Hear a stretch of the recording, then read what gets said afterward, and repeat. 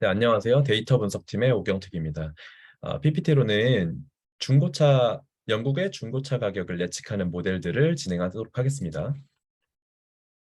네, 첫 번째 컨텐츠 구성입니다. 크게 네 가지로 나눌 수 있고, 첫 번째는 데이터 선정 이유와 문제를 정의해보고, 두 번째는 데이터 전처리, EDA, 시각화를 보여드리고, 세 번째로는 모델링과 모델들을 해석하는 것을 보여주고, 마지막으로 미래에 어떤 계획들을 하면 좋을지 실행하는 것을 진행해 보도록 하겠습니다.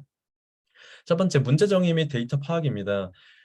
영국의 중고차를 거래해야 되는 저희 회사 입장에서는 정확한 가격과 정확히 판단할 수 있는 가격을 정확히 판단할 수 있는 모델이 필요하다고 느꼈습니다. 그 오차값이 최대한 줄어들 수 있도록 모델을 만드는 것을 중점에 두고 진행했습니다. 네, 데이터 세트는 최근 영국 중고차 시장에서 거래된 중고차의 데이터들이고요. 캐글에서 다운로드 받았습니다. 전반적으로 10만 데이터가 있는데 그 중에서 10%를 활용해서 모델링을 했고 이걸로 진행했습니다. 네, 가격을 제외한 나머지 8가지 특성입니다. 모델, 연식, 트랜스미션, 텍스, 마일리지, 퓨얼 타입, 그다음에 MPG, 마일 per 갤런으로 연비가 되겠고요. 그다음에 엔진 크기까지 확인해 보겠습니다. 가장 중요한 것은 타겟이 되는 가격입니다. 저희 가격을 예측하는 모델이기 때문에 가격의 분포가 어떻게 되어 있는지 그래프로 확인해 보고 테이블도 한번 확인해 보겠습니다. 테이블에 민 값으로 평균치를 보여지는데 가격의 평균값은 16,802유로라고 나타내 있는 것을 확인할 수 있습니다. 네, 전체적인 시장의 흐름을 파악하겠습니다. 모델은 포커스 모델이 가장 잘 나가고요. 그 다음에 C클래스, 피에스타 이렇게 순차대로 나눠져 있고 연식은 2019년도부터 15년도가 가장 핫하다는 것을 볼 수 있습니다. 마일스 또한 0부터 25만 마일까지 자유롭게 이렇게 굉장히 큰 분포로 나타나 있는 것을 확인할 수 있습니다. 데이터 전처리 및 시각화입니다. 데이터 전처리 과정을 살펴보면은 이상치를 제거해 줬고요. 5% 미만, 95% 초과되는 이상치 제거해 주고 그래, 가격과 직접적인 관계가 있는 텍스 특성은 제외하는 게 좋다고 생각해서 제외해 줬습니다. 두 번째로 카테고리 특성들을 인코더 활용해가지고 수치로 변환해주고 마지막으로는 널 값을 평균 값으로 대처해 줌과 동시에 이제 스탠다드 스케일러를 통해서 표준화를 시켜줬습니다. 네, 일정 특성들의 이제 전처리 전후 비교 그래프를 확인할 수 있고요. 가격도 이상치가 굉장히 많이 제거가 됐다는 것을 확인할 수 있고 마일수 또한 25만 마일이었던 게 12만 마일로 줄어졌다는 것을 볼 수 있습니다. 그리고 세 번째로 이제 모델링 및 모델 해석인데요. 모델에는 총 네 가지가 있습니다. 첫 번째는 베이스라인 모델, 두 번째 멀티플 리니어 리그레션 모델, 이거는 셀렉트 K 베스트를 활용해서 어, 최적화를 시켜서 모델을 만들어 봤고요. 세 번째는 리치 리그레션 알파 값을 조절했고요. 마지막으로 랜덤 포레스트인데 랜덤 서치 스테이블을 사용해서 모델을 만들었습니다. 네, 첫 번째 베이스라인 모델입니다. 평균 값을 이용했기 때문에 오차 값이 클 수밖에 없고 R 제곱 값은 0일 때 가장 안 좋고 1일 때 가장 좋다는 것을 알고 넘어가시면 좋을 것 같습니다. 여기서 나타내는 R 제곱 값이 0이라는 것은 성능이 굉장히 안 좋다는 것을 확인할 수 있습니다. 다음으로 멀티플 리니어 리그레션입니다. 셀렉트 K 베스트를 활용해서 몇 개의 특성이 들어가면 좋은지 확인해 보는 그래프를 좌측에 그려놨고요.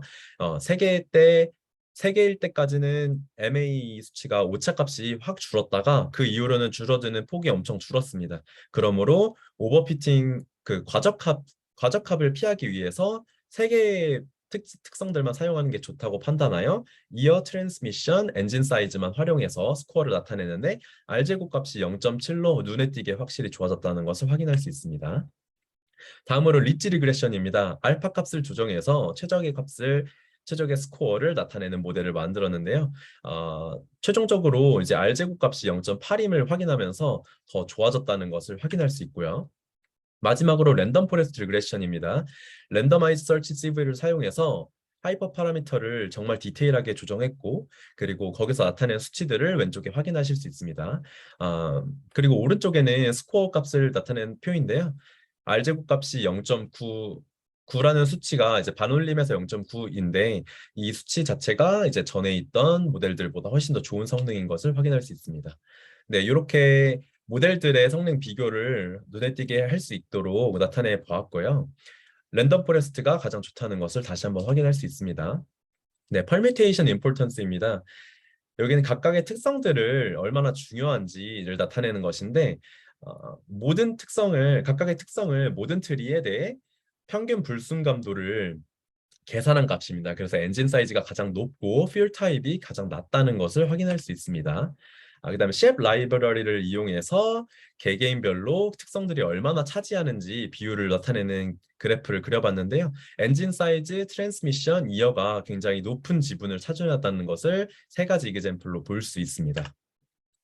네, 퓨처 임포턴스도 마찬가지로 그래프가 트랜스미션, 이어 엔진 사이즈가 높게 지표가 나왔고요. 그 다음에 퓨얼 타입이 가장 적게 나와서 이 퓨얼 타입을 제거하고 다시 한번 최종 모델을 만들어서 모델들을 비교해봤습니다. 파이널 모델의 성능이 RJ 것이 0.934로 좌측에 굉장히 높게 나온 것을 확인할 수 있고요. 우측에 나온 것은 원래는 베이스라인 모델과 비교를 해야 되는데 베이스라인 모델이 비교하기에도 성능이 너무 안 좋아서 멀티리니어 리그레션하고 비교를 해봤습니다. 그럼에도 불구하고 상당히 좋은 성능이라는 것을 확인할 수 있습니다. 네, 이번 이제 마지막으로 최종 모델을 분석해봤습니다. 좌측에 그래프가 있는데 1, 5, 10, 20, 30이라는 것이 오차값의 범위를 말합니다. 즉 1%까지밖에 오차 범위가 나타나지 않는 것이 8.865라는 수치를 기록하고 있고요. 그다음에 1%에서 5% 사이가 31.7%를 나타내고 있습니다. 그래서 파이널 모델이 베이스라인 모델보다 훨씬 좋다는 성능을 비교해서 보여주고 있는데 베이스라인 모델은 기존에 사용했던 그 평균 값을 가지고 있는 베이스라인 모델이 아니라 멀티 리그레션 모델을 사용해서 비교해 봤습니다. 파이널 모델이 우수하다는 것을 보여주고 있지만 사실상 좀 부족한 점이 많다고 느껴지는데요. 실질적으로 에러 값이 너무나 높습니다. 실제로 거래를 해야 되는 회사 입장에서는 부담이 클 수밖에 없고 정확한 시세와 중고차 값이 필요로 하기 때문에 좀 더 나은 성능이 필요합니다. 그렇게 하기 위해서는 더 많은 데이터들이 필요하고 특성들이 있으면 좋다고 생각했습니다. 그래서 앞으로는 뭐 하이퍼 파라미터 튜닝을 조금 더 디테일하게 해도 되고 그다음에 새로운 모델 뭐 XG 부스트 리그레서 등을 사용해서 조금 더 나은 그런 모델들을 만드는 것이 중요하겠습니다. 네, 감사합니다. 오경택이었습니다.